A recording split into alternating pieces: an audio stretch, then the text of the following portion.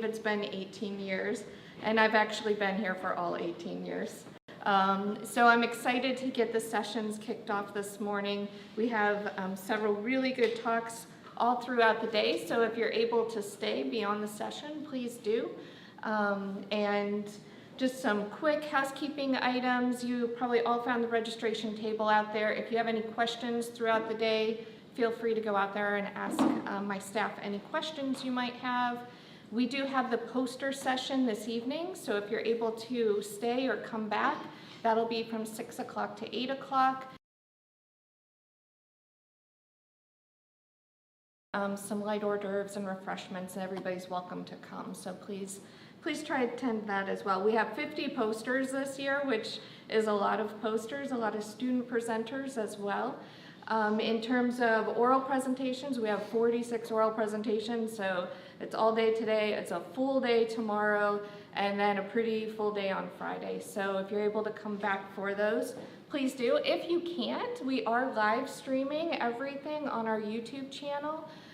So if you can't come back in person, please try to watch some of the talks from wherever you might be. All right, well, I think we're going to go ahead and jump into this first session. So I would like to introduce Jo Azuria, and I probably didn't do it as well as I just did when I asked her back there. She presented last year and definitely piqued a lot of people's interest with her work. And so we're excited to have the Mercyhurst Applied Forensic Scientists team come back here and present. And so Jo is going to talk to us about identification of human remains and the value of forensic anthropology and forensic odontology. Jo, take it away. Thank you so much. So, yeah, as she really correctly said, I'm Jo Azuria. I'm originally from Spain, but I'm working at Mercyhurst University in the Department of Applied Forensic Sciences, where we do a lot of forensic cases. We never do less than 100 every year, and this year we are in beginning November, and we are in our 105 case. So sometimes doing our casework, we find out that science do not have the answer to all our questions, and this is the first step to develop some research projects that we do at Mercyhurst in our department. And we do all that. We do the forensic casework and we do the research projects at the same time that we are training the first or the top next generation of forensic scientists. We can proudly say that a lot of methods that we use nowadays for sex estimation, age estimation, ancestry estimation in forensic sciences have been developed by former students of Dr. Dirkmatt, and we are keeping doing this every day. So stay tuned to all these guys, because I'm sure that in the very next future I'm going to be seated in a room taking notes about their lectures. So in every case that we do, we want to know, or the basic questions that the law enforcement ask us are like who that person was, how that these occurred, how the death occurred, and when did that happen. And we are going to address that about all the identification techniques and methods that we have through the skeletal means, and also we are going to address we are going to try to give a story about what happened around the time of death through trauma analysis and the scene interpretation. So we can do a very accurate, or we can give a very accurate story of what happened when we have, you warned me about that, yeah? So when we have different gunshots, we can even say sometimes which one was the first shot, which was the second, which was the third. When we have dismembered or we have sharp force trauma, we can even say that the general characteristics of the tool, how the cuts were done, etc. And we can give sometimes we can give a very good estimate of the postmortem interval. And all these will help or will assist the law enforcement to move forward in the case. But imagine that if we have very great results in trauma analysis, very good scene interpretations, and we have a pretty good estimate of the time since death. What do we do with all these if we don't know who the person was? So identification, it's key for a case to move forward. The identification process, I always consider like in a is a two-phase process. When we don't know anything about those remains, the first thing that we have to do is to reconstruct the biological profile. So with the biological profile, we are going to assess the ancestry of the individual, the sex of the individual, the age of the individual, and the stature. So with our analysis, there are going to be some observation and some measurements of the different skeletal elements. We are going to give the law enforcement broad description of the individual. So we're going to tell them like we are looking for a white male between 30 and 65 years old, and it stood between these and these. And with this broad description, then the law enforcement are going to give us some candidates for this identity. So the next step in the identification process will be the comparison between the antemortem and the postmortem records. When we think about comparison about antemortem and postmortem records, I guess by watching CSI, Criminal Minds, and all these series, you have to think about dental records, right? And they are amazing. Dental records are amazing to compare the post-mortem observations that we have in our remains and see how they match or they don't match with the antemortem records that they give us. Like it can be a radiograph, it can be a photograph, it can be a written record. So what we do is we look at, especially when we have the treatment, it's like so cool because we have a treatment that has been performed specially for that individual. I always say that dental treatment, it's not a pret-a-porter, it's haute couture, that it's made for each individual. So we have to see if the material matches, if the shape of the treatment, of the fillings of the treatment matches, and also we can see like if the teeth are present in the antemortem and the postmortem or are not present, right? So something that can happen is that we have here. We have here one of the fillings that we have here. This filling is extended here. So this is something that can happen between the time frame that you find the body and when that radiograph was taken. So a treatment can be extended, a teeth can be pulled up. So all these are what we call explainable discrepancies, and they are not the best, but it's okay. But then we can have unexplainable discrepancies, so things that cannot happen with the progress of time. So we cannot go from a third molar that it's completely developed to an underdeveloped. We cannot. We wish, but we cannot do that. And we cannot have a filling and then in the postmortem having a natural teeth that has not been treated. Again, we wish, but we cannot do that. So this is an explainable discrepancy.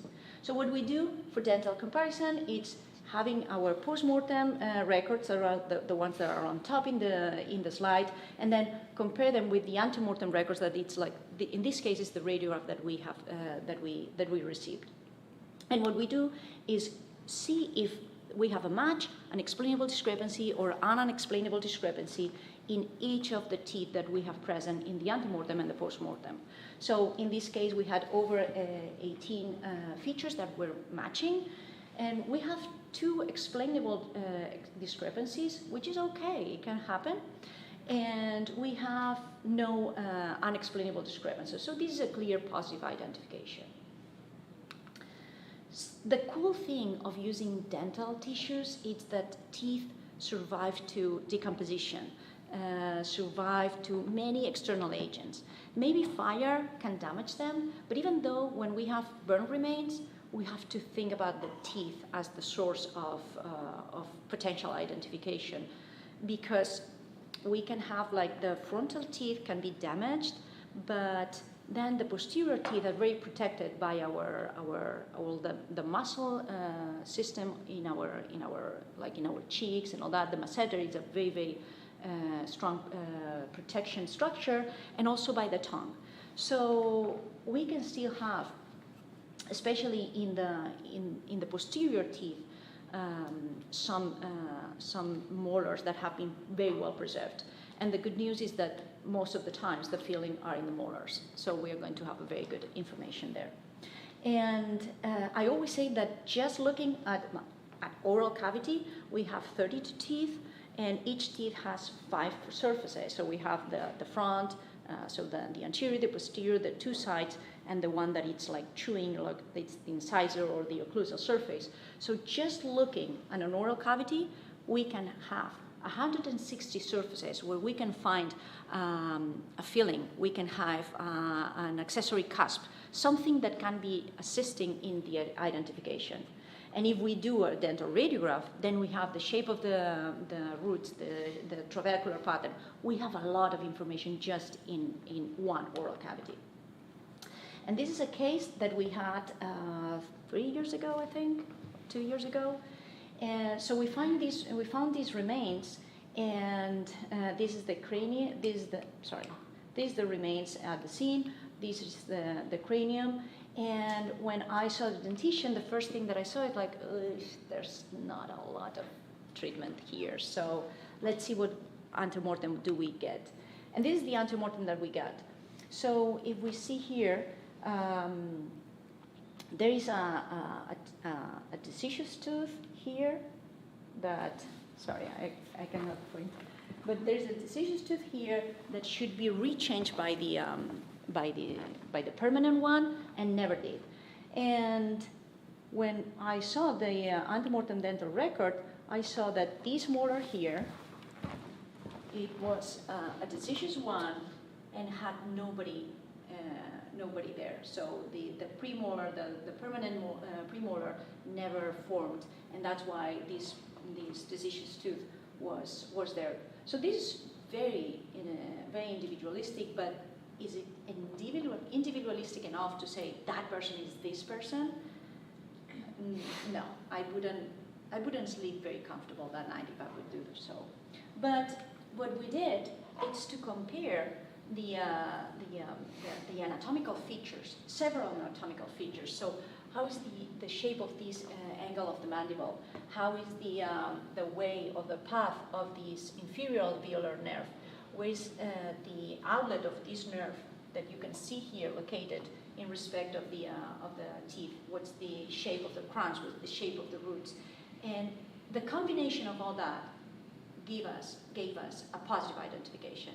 But just one trait, it can be. So when we're using anatomical traits, we should be very careful to choose the good anatomical traits and to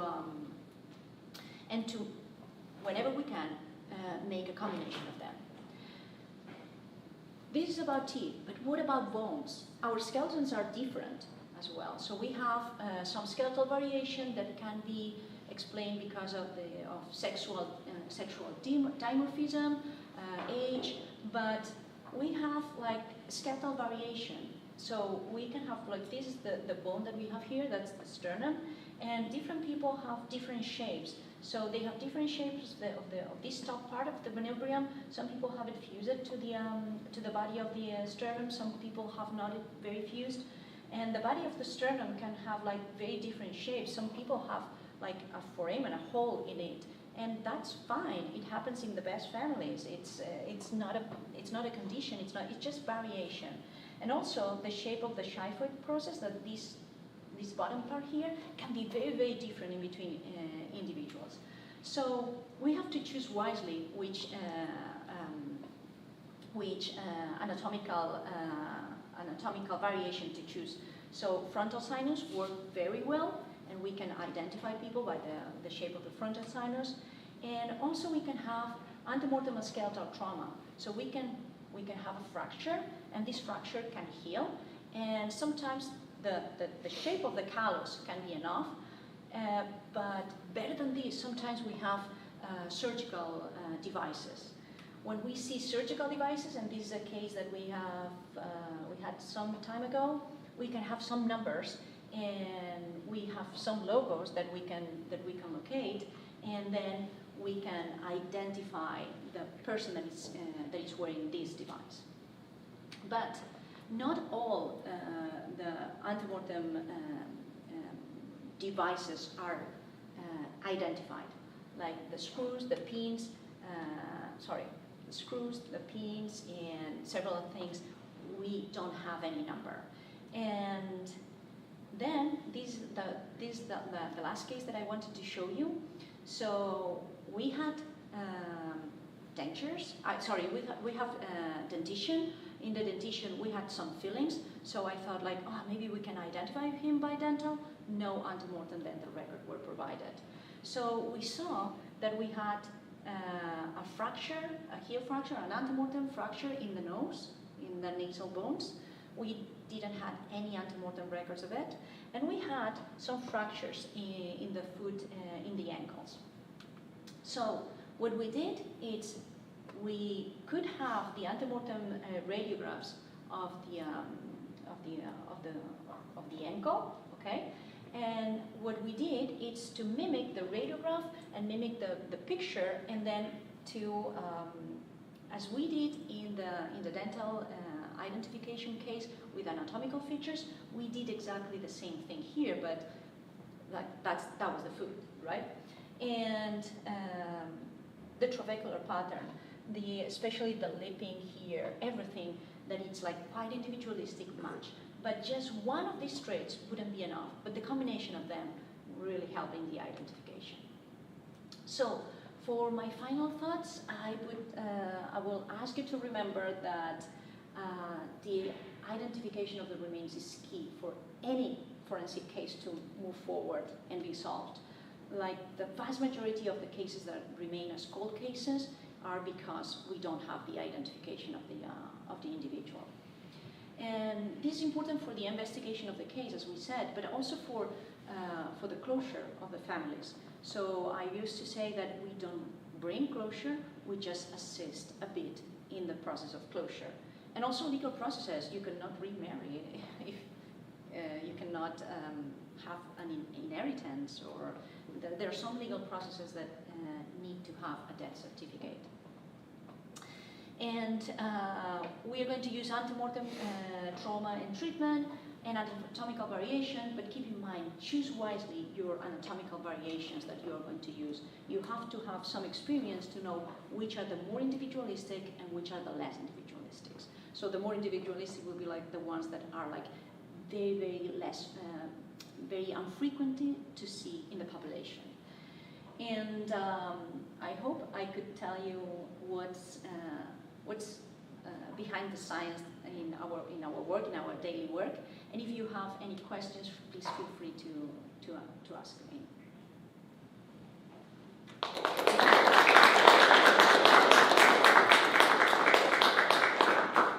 We have a couple minutes for questions. Sorry. Yes, great talk. Thank you. I'm still dealing with it. Yeah, please, can I ask, do you use a combination of the anatomical identification and the pathological samples for identification? Sorry, say that again. So do you use a combination of anatomical samples? Like Biological DNA, samples? yeah. Well,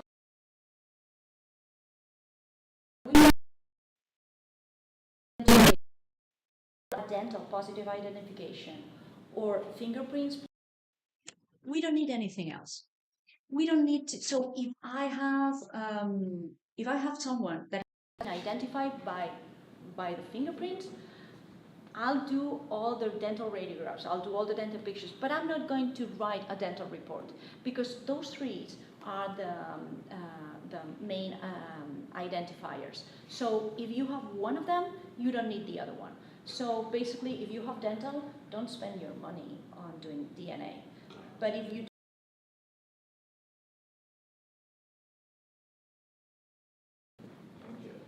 of course. No more questions? I'm sorry. How difficult is it to get the records? Like if they had multiple dentists or out of state or hurdles or, you know? Yeah, so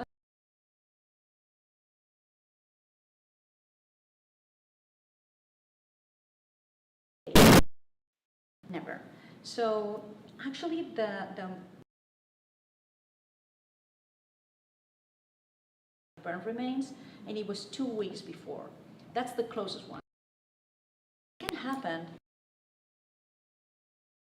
So it can happen that people move from like different states, people move from different neighborhoods, and they change the dentist that they go to. So sometimes we have not the last dentist, but the previous one, and sometimes that's the only thing we get. So the older the radiograph or the dental records are, the less that I like it, right? But we not only have like the clinical, the dental clinics, we can have like military records, jail records. We have the last case that we had the dental records from the jail, insurance. We also have, I always tell the law enforcement, if you see like a sport guard, like a mouth protector or a night guard or something, take it, because that's our antemortem as well. So sometimes for the antemortem you have to think about it, but it's not our responsibility to look for these records.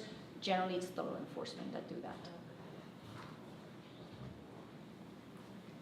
I feel like this is a slightly silly question, but how common is it for people to not have adult teeth to replace their baby teeth? Because I know that's what you said that one was he didn't have an adult tooth. Yeah, but in this individual, he would never have it. Yeah. So never. So if you have a baby, I don't know if I understood you, because if you have a baby tooth and I don't have the permanent one, how much can I use that tooth? Is that? Yeah. I replaced, as a clinical dentist, I replaced these teeth in people that were like 60 years old, or there are some other people that were 30 years old. It depends. It depends how much you use your teeth and what do you eat, I guess. So. Yeah, I just wasn't sure if that was like an uncommon thing. It's an uncommon thing, okay. So that's why it kept my attention, but it's not that uncommon to just for this trait to call the identification. Yeah. Thank you very much, Joe. Of course, thank you.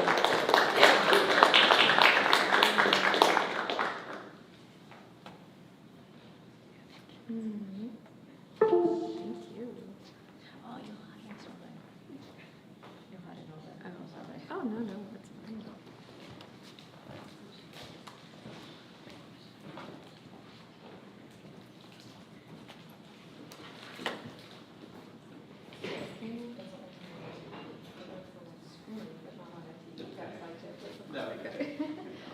All right, our next presenter is Dr. Dennis Dirkmatt. He is also from Mercyhurst University and in the applied forensics, and talking to us about an outdoor crime scene reconstruction. Dennis? Morning, everybody. Surprisingly, I'm going to talk about forensic anthropology. Sort of in the big picture. About 10 years ago, Luis Cabo, who's an associate and a professor down at Mercyhurst, we put together, we thought about the field and decided that we were witnessing a paradigm shift in the field. Historically, forensic anthropology deals with bones, and as Joe talked to you, bones, and the odontologists deal with teeth. And so if a forensic anthropologist got a case, it was basically long after the remains were recovered, et cetera, and so we would, in essence, get a box of bones. And from that box of bones, we'd be able to tell a lot about the age and sex and stature and ancestry, say some things about trauma, but I realized that the training in anthropology, which we typically have. We also had some other fields that might be of benefit to a medical legal pursuit, especially in terms of dealing with outdoor scenes, especially the field of forensic archaeology. So since I've started in the field 30 years ago, I've talked about the benefit of adding a forensic archaeological recovery to the outdoor crime scene, and not just deal with identity, but we can then start to figure out what happened in the past. And so that's what I've been interested in the last 30 years and proselytizing for those 30 years. And so what we suggested with this new paradigm, that it's not just the osteology, but we also added the forensic archaeology, and then there was a concept that was out and about there, and so we brought it into forensics. It's forensic taphonomy. Forensic taphonomy is a study of what happens to a body after death. And so that study of, for example, decomposition, about animal predation and scavenging, and the effects of soils, effect of weather, all those play a role in how we interpret the scene and what happened to that individual on that forensic site. We even suggested that there are in fact two subdisciplines. Most forensic anthropologists deal with the bones. They'll get the box of bones and give somewhat precise estimations of age, sex, stature, and ancestry, etc. But what is missing is the context. And so they can't answer questions about how long the remains have been out there, why are some bones missing, why are they altered, etc. And so by adding the archaeology and the recovery of it, as well as the taphonomy, which allows us to interpret why things look as they do at the scene, and figure out the post-mortem interval, figure out what happened in the past there, I came up with the term outdoor crime scene reconstruction, because I looked at what was being done by police in cases in which the remains were indoors, and what they were trying to do is figure out what happened to this individual from the time that somebody entered into the room and there was a struggle and then a death and then leaving, etc. And so that's what the police are doing. What law enforcement is doing is trying to interpret the role of humans in the death of this other individual. When we were looking at how the police do it at the outdoor scene, there was none of that. It was considered a disturbed scene, and so just pick it up, put it in the body bag, take it to the forensic pathologist who can figure it out, who will not be able to figure it out, but that was the thinking. Because, well, it's disturbed, so we're not going to get anything out of it anyway. So by adding the archaeology, and archaeologists, when they excavate an archaeological site, the whole point is to reconstruct the past. And so applying it to this forensic scene, what we want to do is reconstruct the past in as great detail as we can. And so we added that and called it outdoor crime scene reconstruction. So again, historically, it was just a focus on the bones for the biological profile, as Joe talked about. And so this outdoor crime scene reconstruction is a focus on the story. What has happened from basically the time that the individual died and was deposited on the site to the time of recovery. We're looking at the time period between the death and the recovery. And so we're trying to figure out what happened in that time interval. And that's where forensic taphonomy comes in. We're reconstructing that time interval and all the actors and all the agents affecting our evidence there. And so it includes the osteology, especially in terms of forensic significance, that we can recognize a bone fragment or a burned bone as being human versus animal or something else. We're adding archaeology, how we find and document and then transport the evidence, and then finally sort of the piece that ties the room together is the forensic taphonomy. It's the key. And what we do is when we go to the scene, we have an understanding that we're basically scientists that were going to test hypotheses. When we get to the scene, the police, they bring us to the scene and say, this is what we think is happening. This is who we think it is. And we have some information, we have some informants and said this is what happened, and so can you test that for us? And so what we do is, and I consider that a hypothesis, and then we're coming in and testing those hypotheses. That's our role here. So what I'm going to do is show you a case from a couple years ago as a way to illustrate this. Historically, what we would get out of it, and then by adding the forensic taphonomy, what story we can build. So here's a case where there were 5 bones found on the surface in a state park in Ohio. The forest rangers were walking about, found these. They thought it might be bone, might be human bones, they weren't quite sure, and so they called the police who didn't know. Then they called the coroner who didn't know, and so they asked, a forensic anthropologist asked me whether these were human bones, and in fact they were. And then the coroner medical examiner asked if we could come and process a scene. We had done a number of cases for her, so she knew what she would get out of us. And not just, an inventory of 5 bones. She knew that we would be able to process a scene and reconstruct a story for her. So the first contact was through law enforcement, and then the medical examiner. You may think that they would know human from animal, and they do not. So, as Joe said, we've done 120 or so on average. A lot of them are those where we receive a picture and say, is this human or not? And we consider that forensic significance. We consider that a case.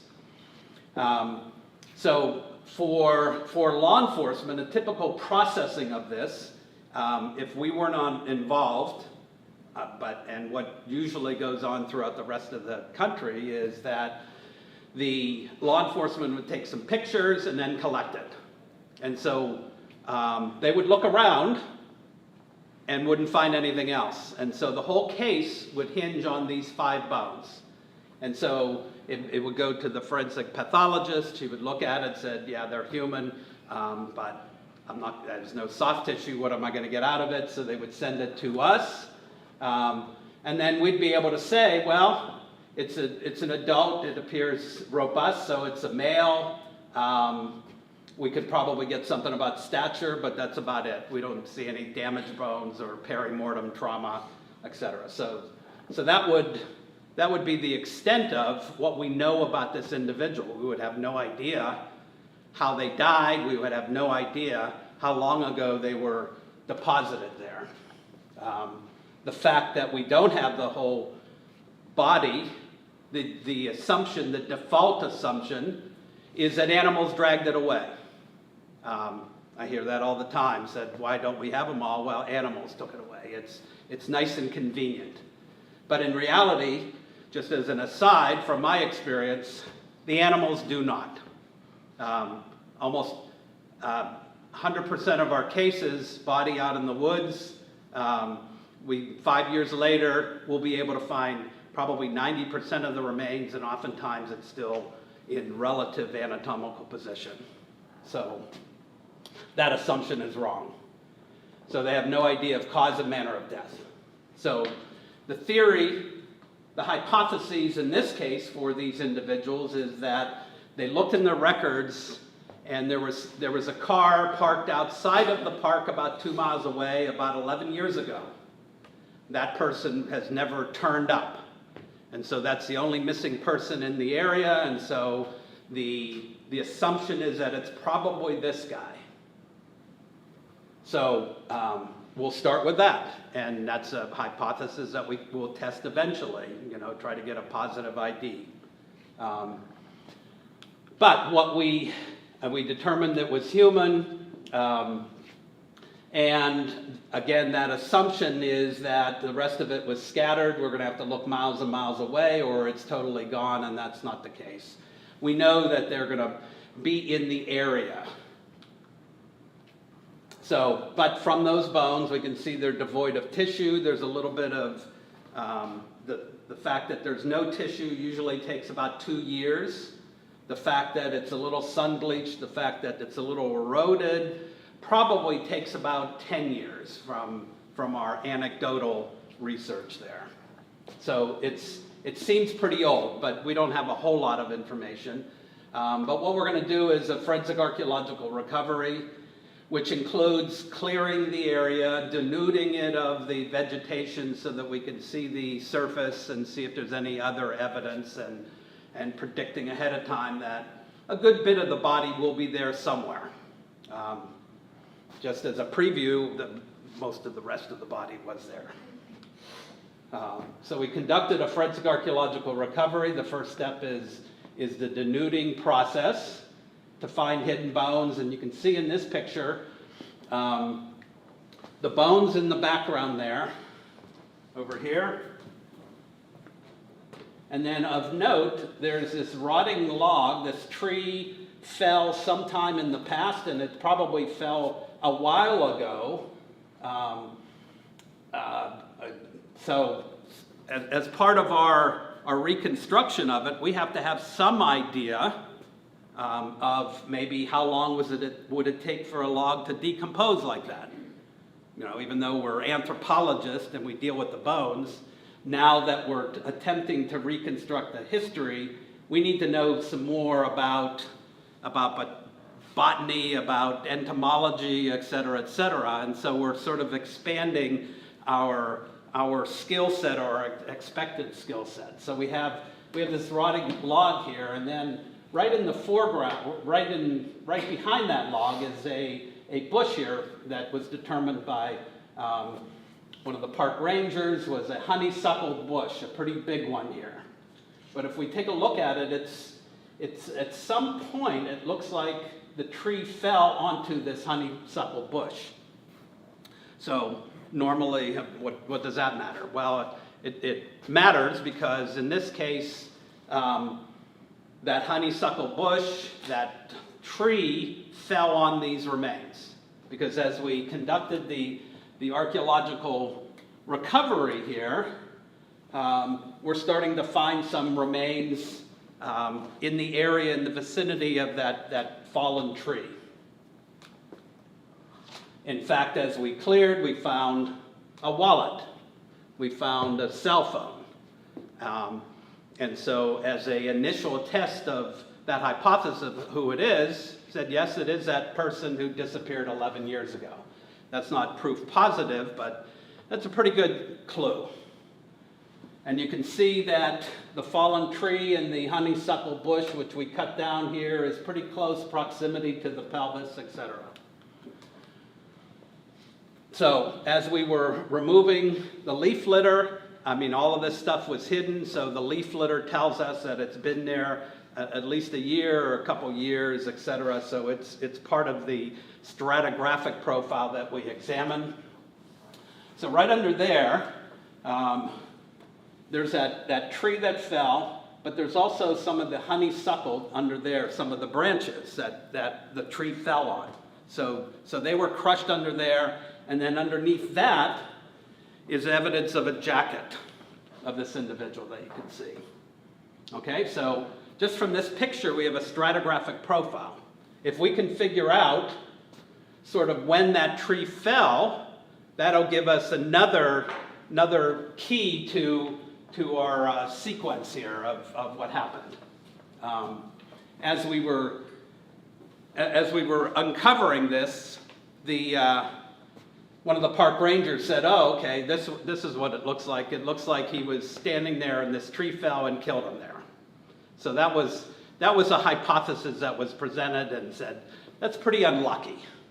That's probably not what happened, so let's figure out what's going on. So we continued the excavation. You can see better the large tree that fell on the honeysuckle, and then after that happened, some new shoots shot up. And so we can take a look at that, and can we determine how long ago that happened, looking at that stratigraphic profile, did a little tree ring analysis, and the tree rings from that new growth is about 7 years. So it sort of still fits the profile that this tree fell on this honeysuckle bush about 7 years ago. And so we have an individual that died, that disappeared 11 years ago, and this happened 7 years ago, so he was before that tree felling. So we continued the excavation. At this point, we'd found most of the postcranium, but didn't find any of the cranium. Thought maybe an animal dragged it away, although that's not particularly likely, but maybe we had to search a little farther afield. But then, as we excavated further, we found some cranial fragments. You can see the teeth and the fragments. And when we find something like that, that indicates that isn't from a tree falling on you and your skull would break like that. That is from gunshot trauma, the fact that it's so fragmented. So now we're at the point where the individual died as a result of a gunshot to the head. Now we're at the point, is this a suicide or is this a homicide? And so we're at that point, we need more information. So as we excavated the jacket there, finding more of the torso there, as we excavated further, we found a gun, a long rifle, sitting there. So you can see the stock there is pretty eroded, so it's been there a long time, probably older than 7 years, etc., probably around the time 11 years, and so it's associated with this, and so our assessment is to take a look at where the remains are located. The torso, where the legs were, most of the legs were dragged away for whatever reason, a couple feet, and then where the head is. And so what we do is we provide a hand-drawn map. You can see the original one, and then in here, we can see we've put in the tree, and it broke into a couple pieces. It hit the honeysuckle bush, and then when that fell over, it fell on this individual. So here's most of his torso. His legs would have been here. We find his cranial fragments out here, and the rifle. So it provides a story that he sat or stood there, put it in his mouth, pulled the trigger, there goes the cranial fragments, and so we have a story.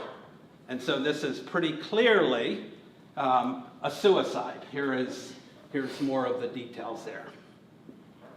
And so we went from having 5 bones, and we'd get some that it's probably an adult male, maybe of average stature, to a whole story of, yes, it is this individual disappeared 11 years ago. He was standing there or sitting there and decided to end his life, shot himself, and then 4 years later, in a storm, this tree fell and covered him up. And so we have the whole story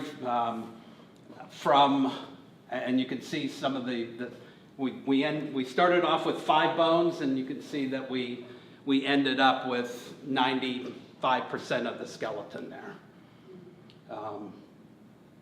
And so in terms of presenting forensic anthropology, it's not just the bones, and we wait until the police recover it, etc. It is sort of an active participation, and saying we can go.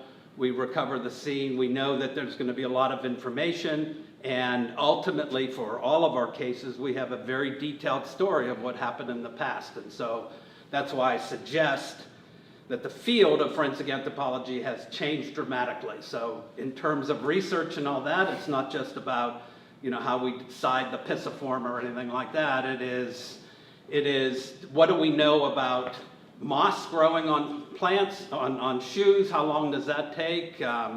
Botanical, the soils, the climate, insects, etc., etc. So that's my story. Time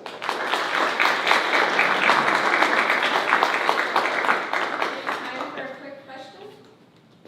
Yes. What general steps did you take to become the first point of contact for law enforcement on these types of cases? Like, how did you present this information to them and make sure that they called you first to bring out the team? How do I do that? Yeah, how did you become the first point of contact for the agencies? Well, it takes a long time.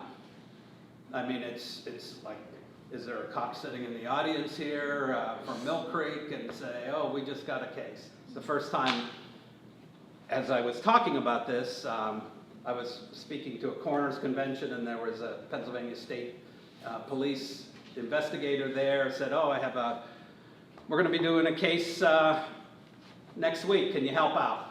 And so did that, and they saw that we did a great job, and we know what we're talking about, and then just by word of mouth. And so our territory, quote unquote, is basically all of Pennsylvania, most of Ohio, and into New York. So, yes, sir. Yeah, thanks for the talk. So, I'm a biomed scientist. When we do experiments, we replicate. So, in your examination, do you invite somebody else to also judge whatever thing that you see and compare whatever we did? Well, in all of these cases here, our program, our master's program at Mercyhurst has all of these graduate students.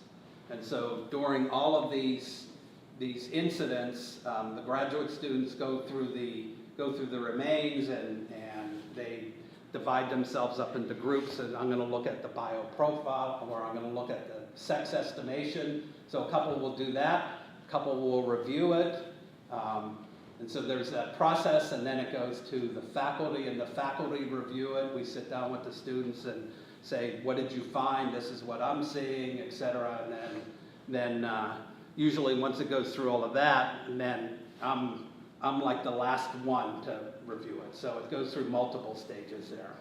Yes. Thank you. That's a good point. Thank you very much.